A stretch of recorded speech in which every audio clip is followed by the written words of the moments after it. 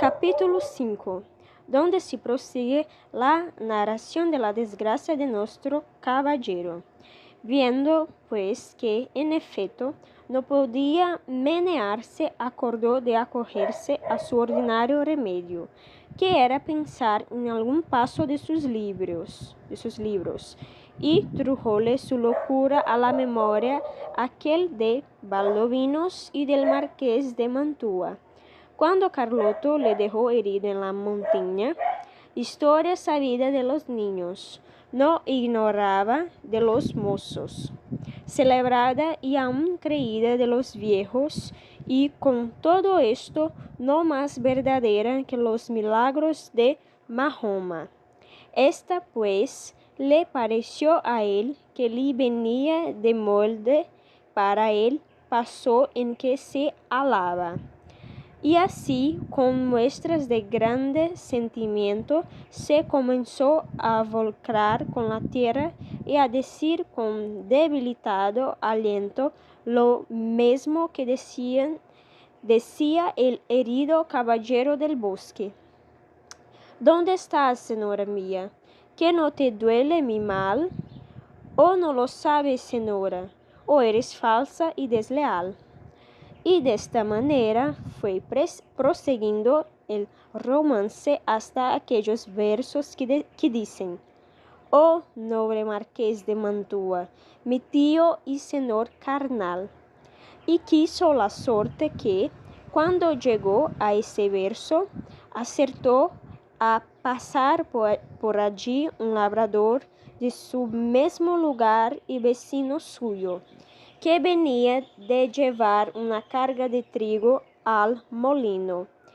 Él, cuando, viendo a aquel hombre allí tendido, se llegó a él y le preguntó que quién era y qué mal sentía que tan tristemente se quejaba.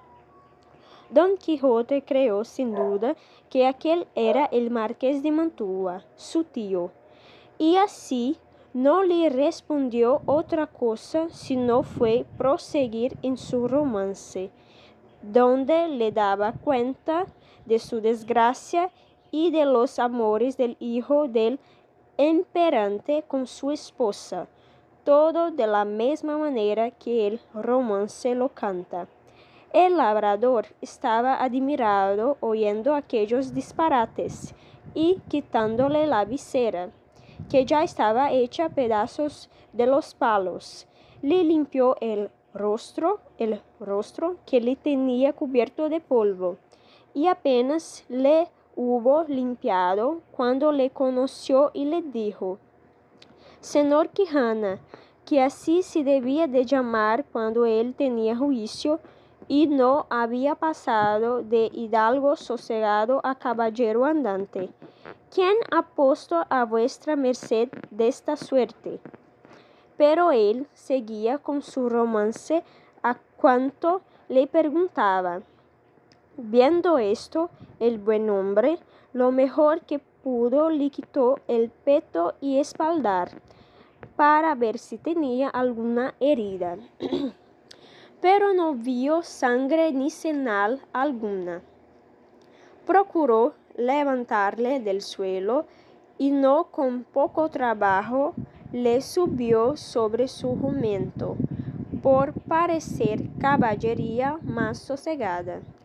Recorrió las armas hasta las astillas de la lanza y liólas sobre Rocinante, al cual tomó de la rienda y del cabestro al asno, y se encaminó hacia su pueblo bien pensativo de oír los disparates que Don Quijote decía.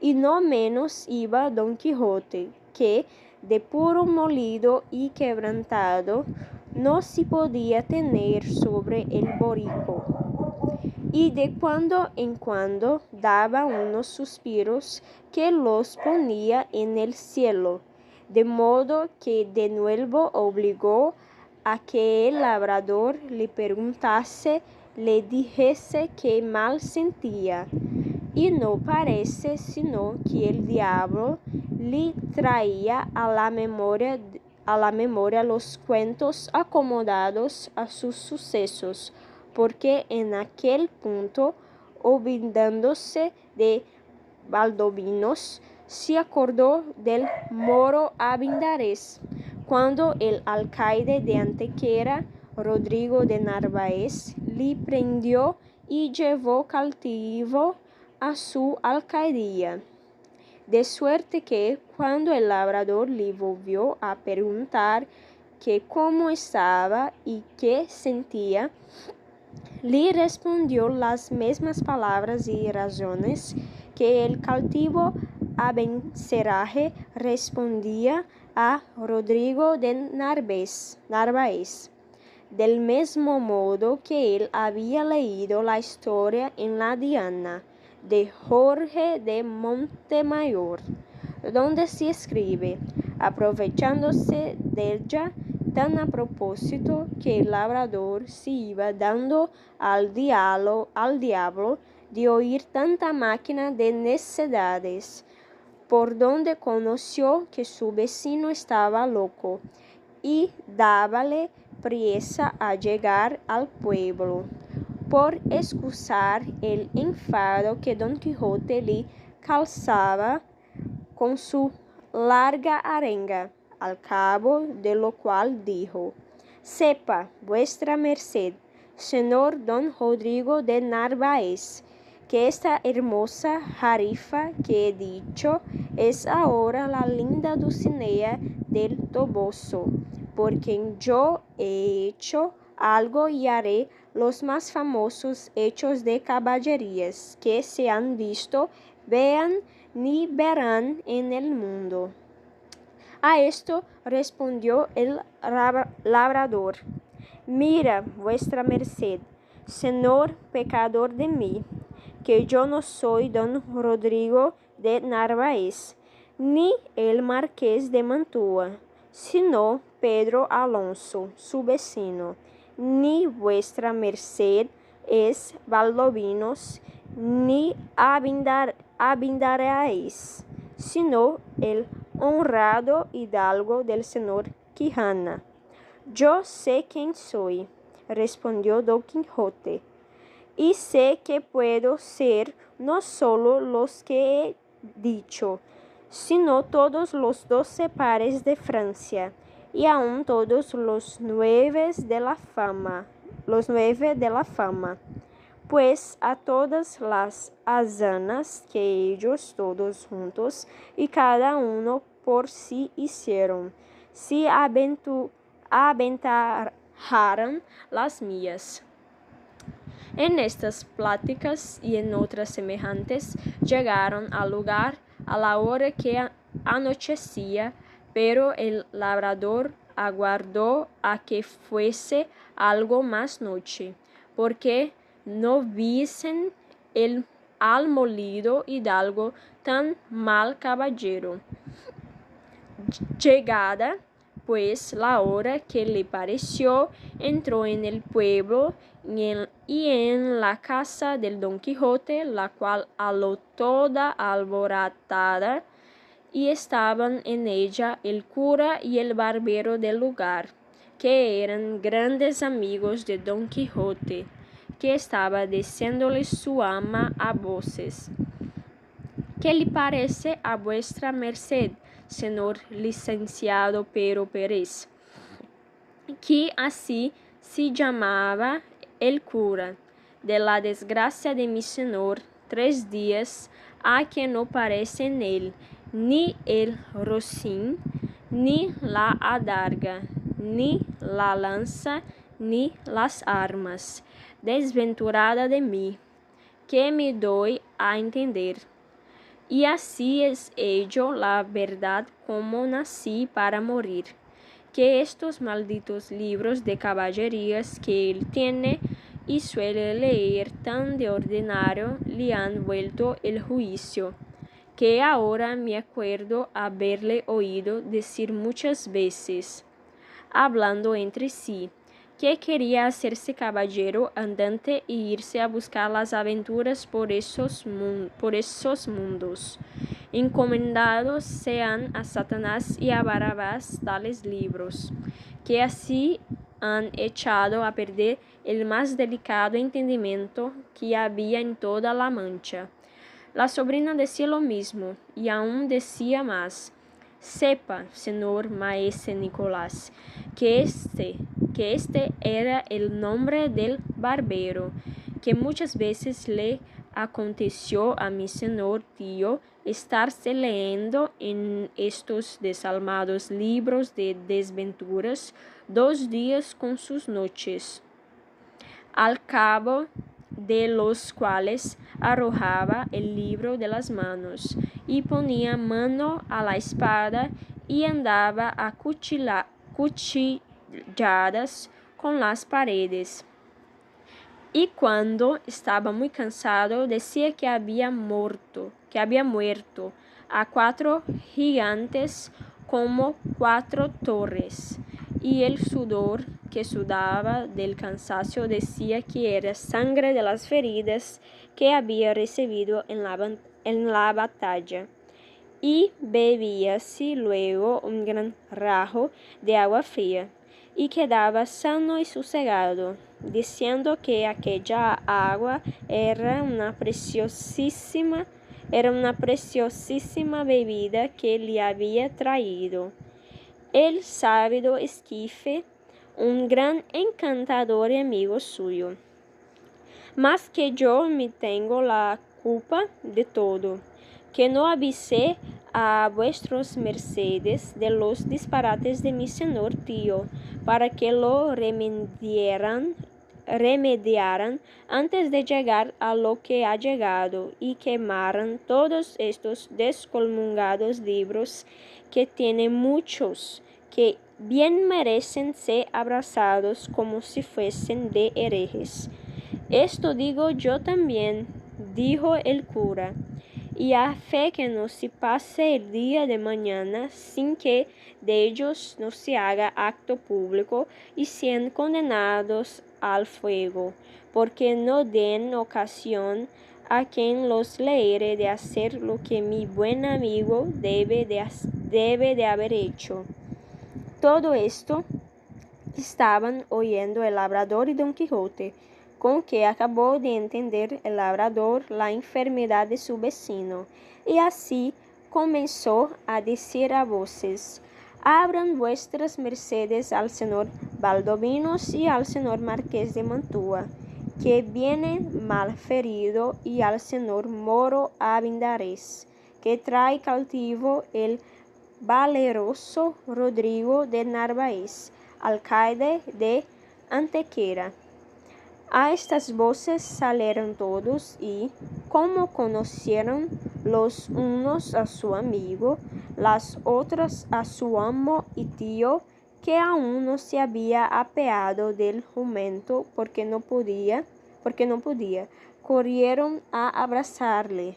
Él dijo: ténganse todos, que vengo malferido por la culpa de mi caballo. Llévenme a mi lecho y llámese, si fuere posible, a la sabia Urganda, que cure y cate de mis feridas. Mira, en hora mansa, dijo a este punto el alma, si me decía a mi bien mi corazón del piel que cojeaba mi señor, suba vuestra merced en buen hora, que sin que venga a esa hurgada, le sabremos aquí curar. Malditos, digo, sean otra vez y otras cientos estos libros de caballerías que tan han parado a vuestra merced. Lleváronle luego a la cama y, cantándole las feridas, no le hallaron ninguna, y a él dijo que todo era molimiento, por haber dado una gran caída con Rocinante su caballo, combatiéndose con 10 yahanes, los más desaforados y atrevidos que sí pudieron fallar en gran parte de la tierra. Tata, dijo el cura, yahanes hay en la danza para mi santiguada, que yo los queme mañana antes que llegue la noche. Hicieronle a Don Quijote 1000 preguntas, y a ninguna quiso responder otra cosa sino que le dijesen de comer y le dejasen dormir, que era lo que más le importaba.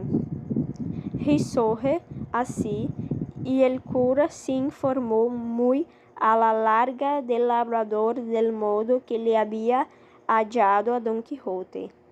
Él se lo contó todo, con los disparates que al hallarle y al traerle había dicho, que fue poner más deseo en el licenciado de hacer lo que otro día hizo, que fue llamar a su amigo de barbero maese Nicolás, con el cual se vino a casa de Don Quijote.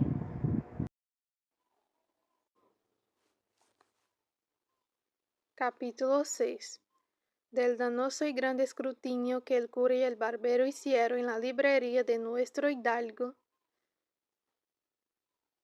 el cual, aún todavía dormía, pidió las llaves a la sobrina del aposento donde estaban los libros, autores del daño, y ella se las dio de muy buena gana. Entraron dentro todos, y la ama con ellos se hallaron más de 100 cuerpos de libros grandes, muy bien encuadernados, y otros pequeños. Y así, como el ama las vio, volvióse a salir del aposento con gran prisa, y tornó luego con una escudilla de agua bendita y un sopo, y dijo: Tome vuestra merced, señor licenciado, rocíe este aposento, no esté aquí algún encantador de los muchos que tiene estos libros, y nos encante, en pena de las que les queremos dar echándolos del mundo. Causó risa al licenciado la simplicidad del ama, y mandó al barbero que le fuese dando de aquellos libros uno a uno para ver de qué trataban, pues podía ser hallar algunos que no mereciesen castigo de fuego. No, dijo la sobrina, no hay para qué perdonar a ninguno, porque todos han sido los dañadores. Mejor será arrojarlos por las ventanas al patio, y hacer un rimero de ellos y pegarles fuego, y si no, llevarlos al corral, y allí se hará la hoguera y no ofenderá el humo. Lo mismo dijo el ama, tal era la gana que las dos tenían de la muerte de aquellos inocentes. Mas el cura no vino en ello sin primero leer siquiera los títulos, y el primero que maese Nicolás le dio en las manos fue Los Cuatros de Amadís de Gaula. Y dijo el cura: Parece cosa de misterio esta, porque según he oído decir, este libro fue el primero de caballerías que se imprimió en España, y todos los demás han tomado principio y origen deste. Y así me parece que, como a dogmatizador de una secta tan mala, le debemos sin excusa alguna condenar al fuego. No, señor, dijo el barbero, que también he oído decir que es el mejor de todos los libros que de este género se ha compuesto, y así, como a único en su suerte, se debe perdonar. Así es verdad, dijo el cura, y por esta razón se le otorga la vida por ahora. Veamos eso otro que está junto a él. Es, dijo el barbero, las Sergas de Esplandián, hijo legítimo de Amadís de Gaula. Pues, en verdad, dijo el cura, que no le ha de valer al hijo la bondad del padre. Tomad, señora ama, abrid esa ventana y echadle al corral, y de principio al montón de la hoguera que se ha de hacer. Hízolo así el ama con mucho contento, y el bueno de Esplandián fue volando al corral, esperando con toda paciencia el fuego que le amenazaba. Adelante, dijo el cura. Este que viene, dijo el barbero, es Amadís de Grecia, y aun todos los de este lado, a lo que creo, son del mismo linaje de Amadís. Pues vayan todos al corral, dijo el cura, que a trueco de quemar a la reina Pintiquiniestra y al pastor Dariniel y a sus églogas y a las endiabladas y revueltas razones de su autor, quemaré con ellos al padre que me engendró si anduviera en figura de caballero andante. De ese parecer soy yo, dijo el barbero, y aun yo, añadió la sobrina. Pues así es, dijo el ama, vengan y al corral con ellos. Diéronselos que eran muchos, y ella ahorró la escalera y dio con ellos por la ventana abajo. ¿Quién es ese tonel? Dijo el cura. Este es, respondió el barbero, don Olivante de Laura.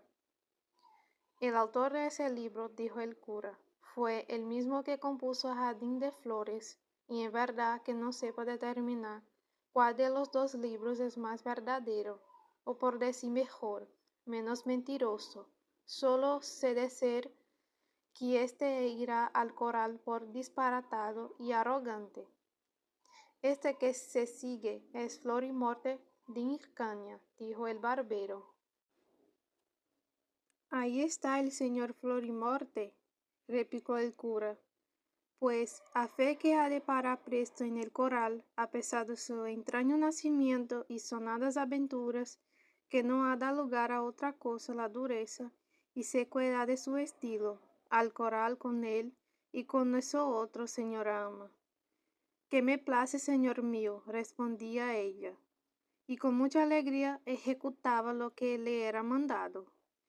Este es el caballero Platir, dijo el barbero. Antiguo libro es ese, dijo el cura, y no hallo en él cosa que merezca venía. Acompaña a los demás sin réplica. Y así fue hecho. Abrióse otro libro y vieron que tenía por título El Caballero de la Cruz. Por nombre tan santo como este libro tiene, se podía perdonar su ignorancia, mas también se suele decir, tras la cruz está el diablo y vaya al fuego.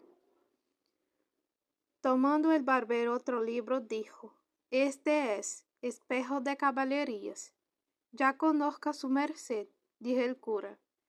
Ahí anda el señor Reinaldos de Montalbán, con sus amigos y compañeros, más ladrones que Caco, y los 12 pares con el verdadero historiador Turpín.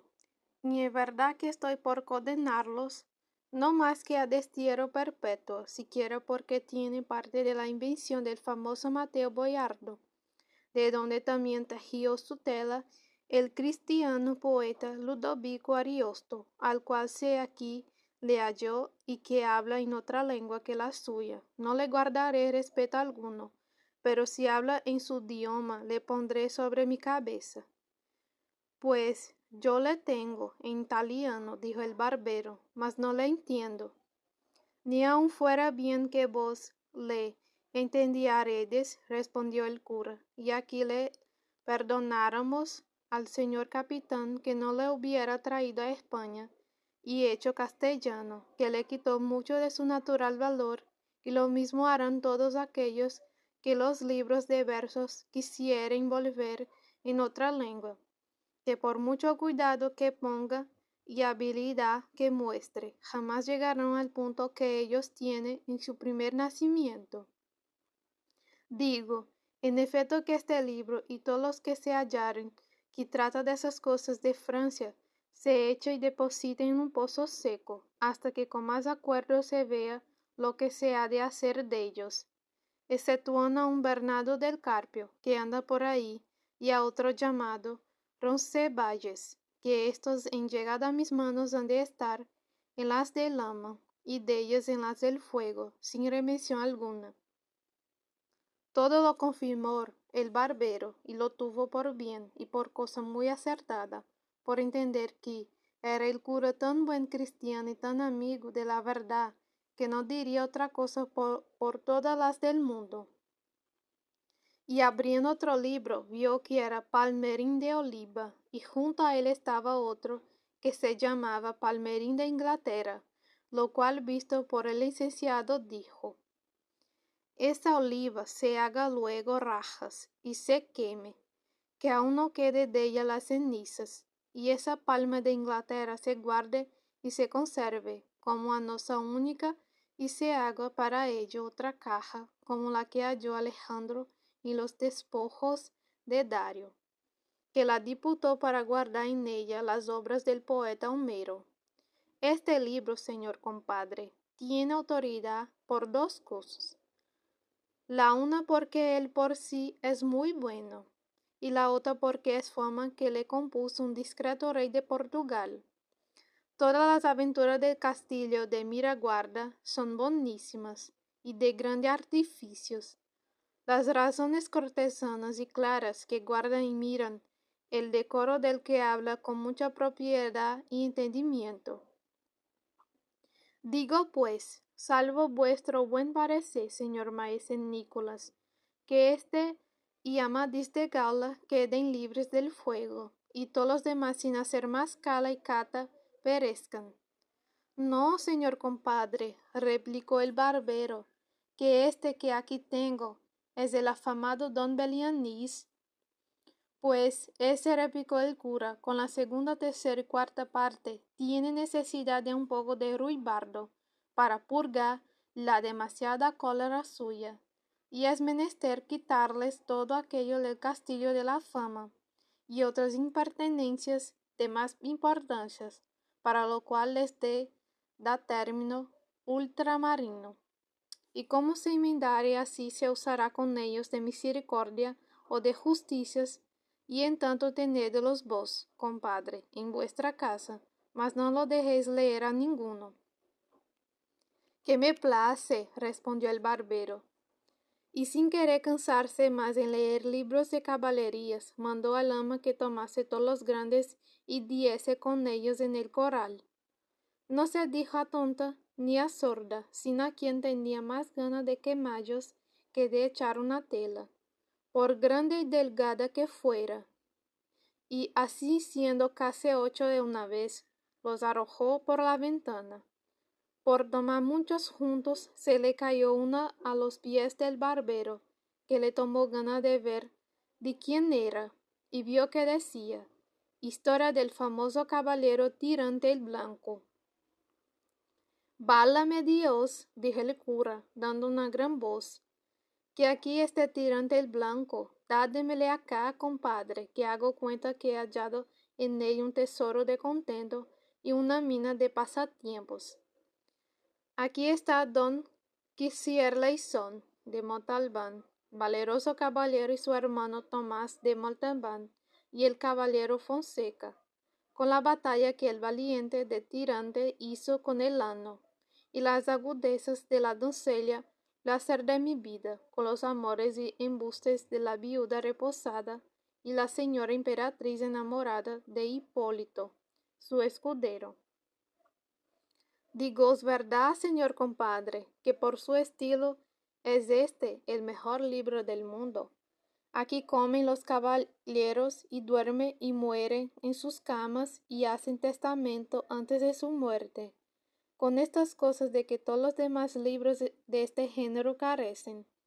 Con todo eso, os digo que merecía el que le compuso, pues no hizo tantas necesidades de industria que le echaren a galeras por todos los días de su vida. Llevadle a casa y leedle, y veréis que es verdad cuanto de él os he dicho. Así será, respondió el barbero, pero ¿qué haremos de estos pequeños libros que quedan? Estos, dijo el cura, no deben de ser de caballería, sino de poesía. Y abriendo uno vio que era la Diana de Jorge de Montemayor, y dijo, creyendo que todos los demás eran del mismo género: estos no merecen ser quemados como los demás, porque no hacen ni harán el daño que los de caballerías han hecho, que son libros de entendimiento, sin perjuicio de tercero.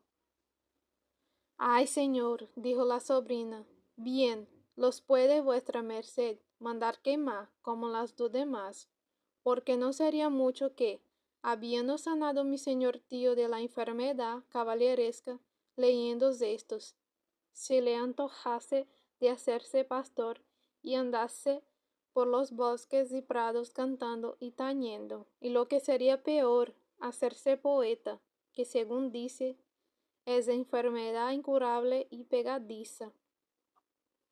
Verdad, dice esta doncella, dijo el cura, y será bien quitarle a nuestro amigo este tropiezo y ocasión delante.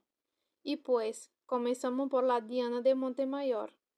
Soy de parecer que no se quede, sino que le quite todo aquello que trata de la sabia Felicia y da agua encantada. Y caso todos los versos mayores y quédensele. Enhorabuena la prosa y la honra de ser primero en semejantes libros. Este que sigue dijo el barbero, es la Diana llamada segunda del Salmantino, y este otro que tiene el mismo nombre cuyo autor es Gil Polo, pues la del Salmantino, respondió el cura. Acompaña creciente el número de los condenados al corral, y la del Gil Polo se guarde como si fuera del mismo Apolo.